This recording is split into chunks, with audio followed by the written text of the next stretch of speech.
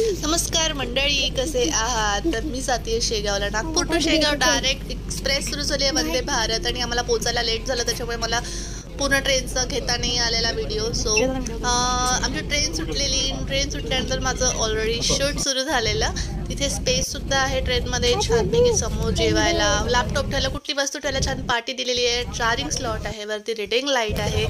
आणि माझी सीट चिकूने बळकावली आहे, जो खूप एन्जॉय करतोय. नंतर बोर झाला आणि उज्ज्वल ॲज युजल फोनवरती आहेत.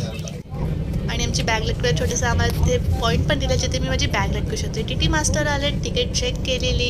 आणि नंतर आला आमचा चहा, जो की ॲव्हरेज होता, मला मुळीच आवडलेला नाही. जो प्रेमिक्स होता. आणि 20 रुपयाला एक चहा, म्हणजे 40 रुपये मला त्याच्यामध्ये द्यावे लागले आहेत.